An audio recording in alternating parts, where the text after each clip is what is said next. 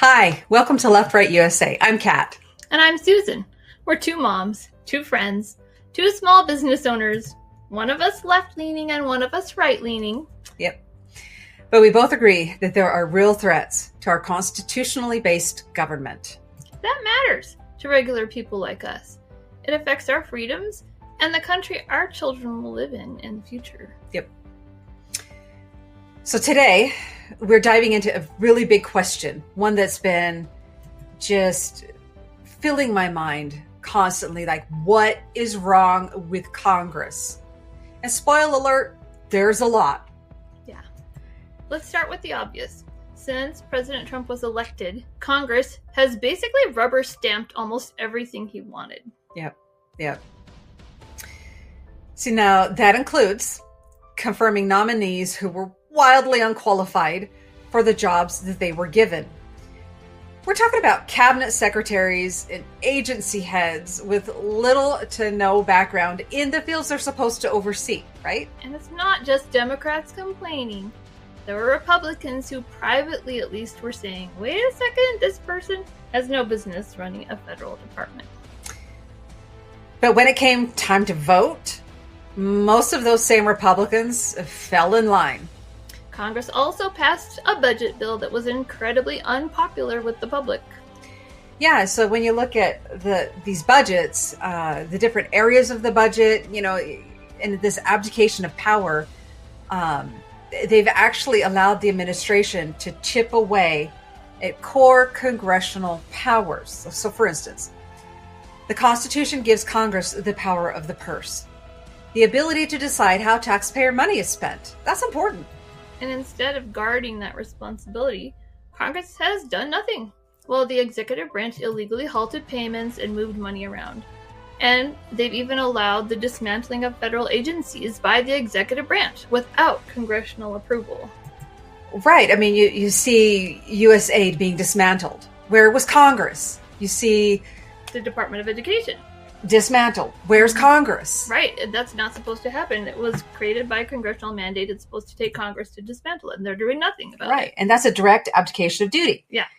Congress is supposed to be a co-equal branch of government. They're not just supposed to stay silent while Trump and the administration trample over our Constitution. Right. There's a reason that we have those three co-equal branches. They're supposed to help check each other. And right now, Congress isn't checking them. Right. And oversight is another big one. Right. Congress is supposed to hold the executive branch accountable, but time and time again, they've blocked efforts to investigate potential abuses of that power. And it's not just Democrats saying, let's investigate.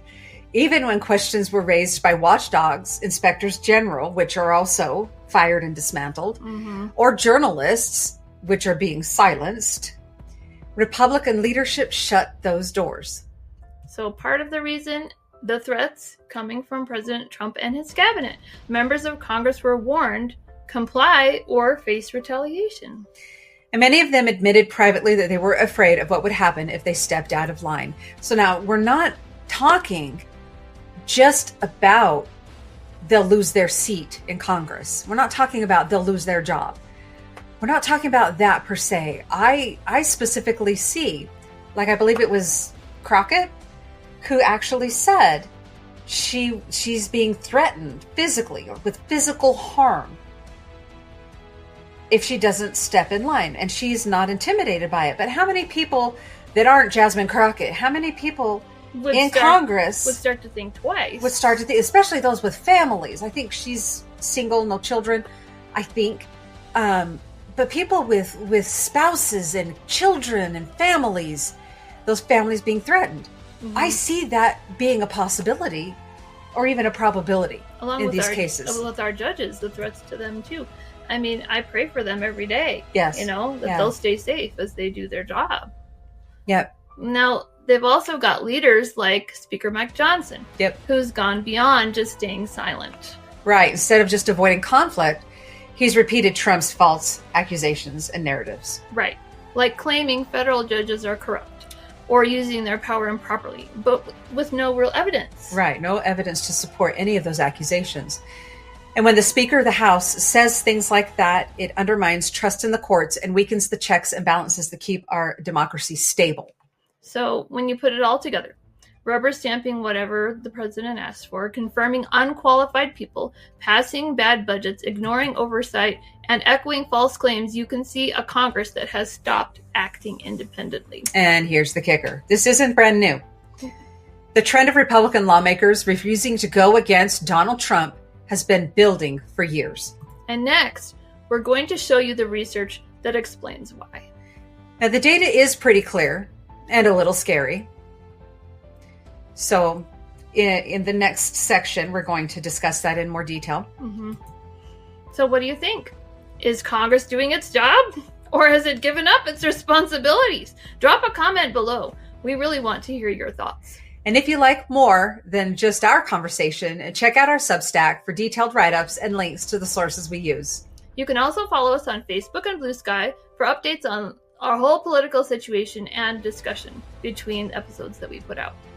And don't forget, hit that like button and subscribe to the channel. It helps us grow and keeps this conversation going. I'm Susan. I'm Kat. And welcome to the conversation.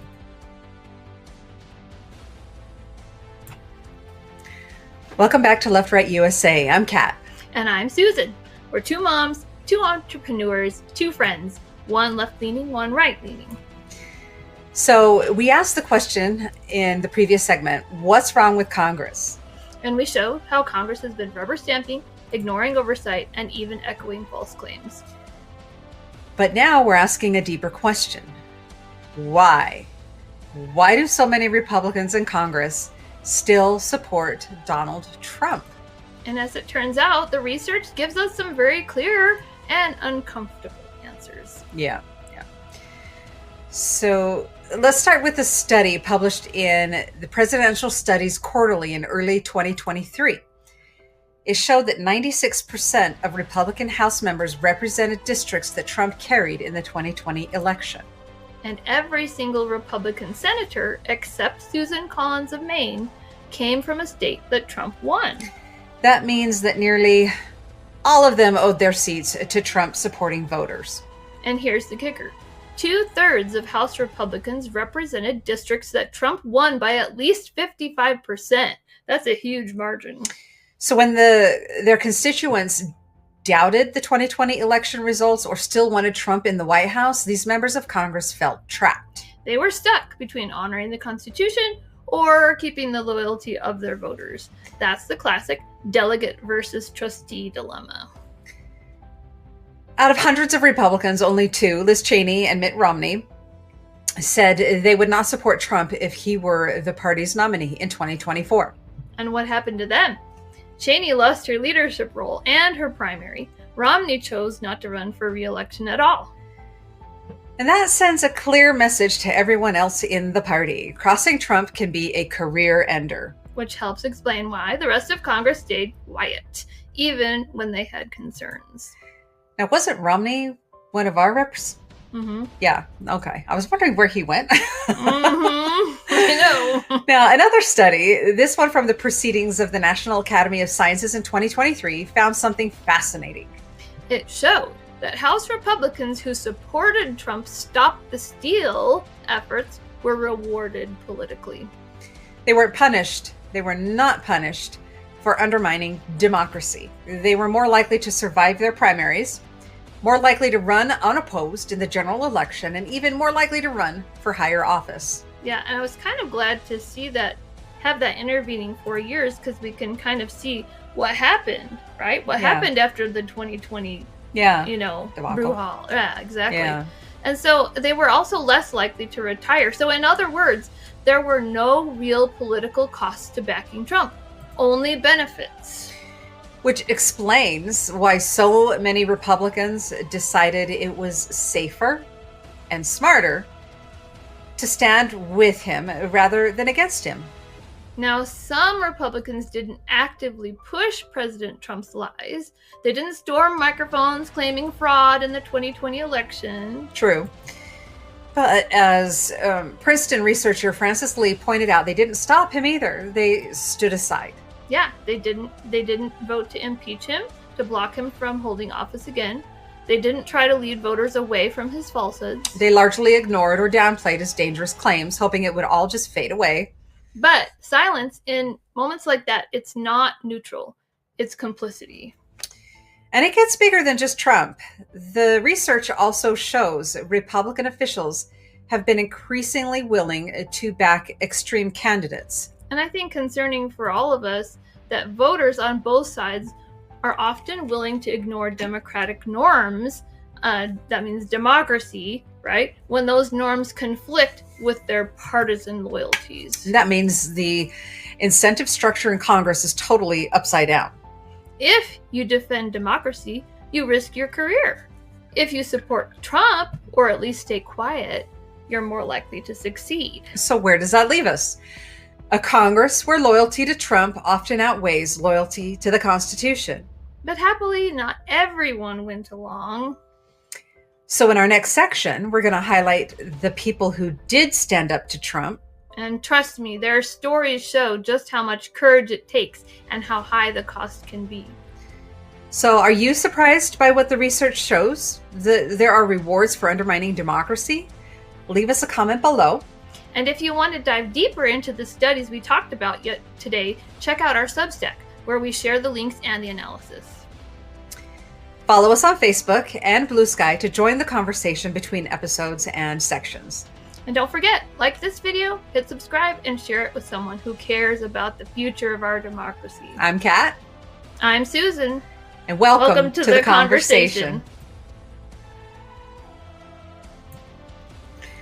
Welcome back to Left Right USA. I'm Kat. And I'm Susan. We're two moms, two entrepreneurs, two friends, one left-leaning, one right-leaning. In our very first section, we looked at how Congress has basically failed to act as a check on Donald Trump. In the second, we talked about the research showing why so many Republicans still support him, because there's no political penalty for their loyalty, only rewards. But today, we're closing out the sections and series with a different question. Who actually stood up to Trump? And why do these moments of courage matter so much for the future of our democracy? So let's start with three men you might remember. Rusty Bowers, the Republican Speaker of the Arizona House. Brad Raffensperger, Georgia's Republican Secretary of State. And his deputy, Gabe Sterling. All three were pressured by Trump and his allies to overturn the 2020 election.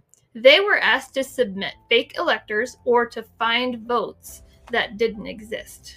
And when they said no, the retaliation came fast. Protests outside their homes, threats to their lives, harassment of their families. Yet they did hold their ground. Bowers said, "Sometimes moments require you to stand up and just take the shots. You are doing your job." And Raffensperger said, "We followed the Constitution, and at the end of the day, President Trump came up short. But I had to be faithful to the Constitution." So we think about that for a second. These men were lifelong Republicans and Trump voters. But they drew the line at violating the Constitution. Yeah, and for that, they faced real danger, not just politically, but personally. There you go.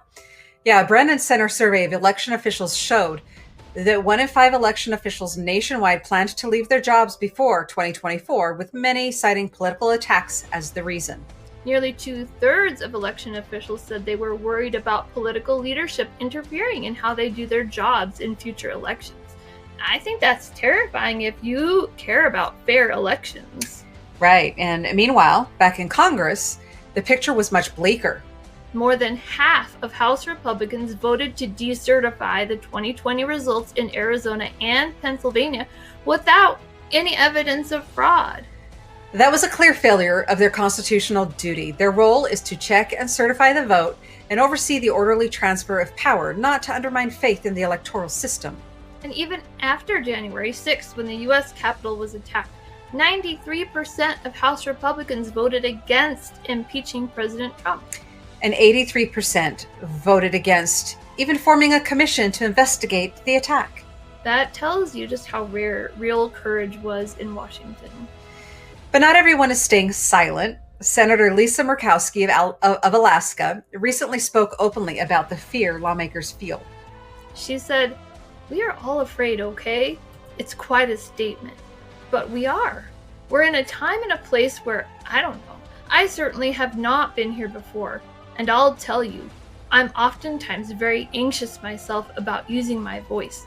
Retaliation is real. and that's not right. And I think that's just kind of a weak way of saying that's not right. It's not only not right, it's wrong. Yes. Okay. That's the stronger terminology. Yes. But that kind of honesty is rare in politics, but it does matter. I mean, even though she's saying that's not right, and I further take it's wrong, I think it still matters. Yeah, I do. And Independent Senator Angus King also called out his colleagues. In an April interview, he spoke about what he views as Congress's dereliction of duty. And he has several cogent reasons why he thinks Congress hasn't acted like they should. So the first thing he said was he thinks his Republican colleagues just don't want to see or acknowledge what's going on. He said partially when he talks to them, they say, well, the courts are going to take care of it. We'll leave it to the courts. But he says that's a cop-out. And he says a lot of it is about primaries. It's about the concern that Trump or somebody else will run a candidate against you in the next election. Yeah. He also says that he, as senators and congressmen, they're not getting the information that they should get from federal agencies or appointees or cabinet members. They're just refusing to give them information. So it makes their investigations difficult. Yeah. He says when people say, well, then why aren't the Democrats doing anything? Or they're independents like he is? He says, we just don't have the votes. Right. He says the folks who do have the votes so far have just not wanted to see what's going on. He also pointed out that the Speaker has absolute power over what comes to the floor of the House. Okay. Which I thought was an interesting point. Yeah. And he also said that historically, Congress has been slowly abdicating some of its congressional power over to the executive branch. For example, with the tariff power. They just decided, let's avoid the controversy, let's let the executive branch do it, then we don't have to take the heat. And he says that's a mistake. He says they need to go back to what it says in the Constitution. Yeah. But finally, he said what it comes down to is a test between institutional loyalty, constitutional loyalty, and party loyalty. And too many chose party. Yeah. So what does this all mean? It means our system only works if lawmakers value their oath to the Constitution more than their careers. Yes. Unless Congress members' own convictions and oath to the Constitution are stronger than their desire to be reelected and their fear of persecution from Trump supporters, they have no incentive to stand up to anything this administration is doing. And that puts us in a dangerous place. It's been 249 years since we adopted the Declaration of Independence. Are we really willing to let nearly 250 years of a representative democracy unravel because of fear and concerns of partisan politics?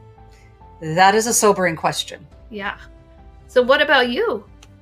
Would you stand up if it cost you your job or even put your safety at risk? Let us know what you think in the comments. You can also send us an email if you want to share your thoughts privately. And don't forget to follow us on Facebook and Blue Sky and check out our Substack for full transcripts, sources, and extra analysis. And please like, subscribe, and share this video. That's how we grow this community. I'm Susan. I'm Kat, and welcome to the conversation.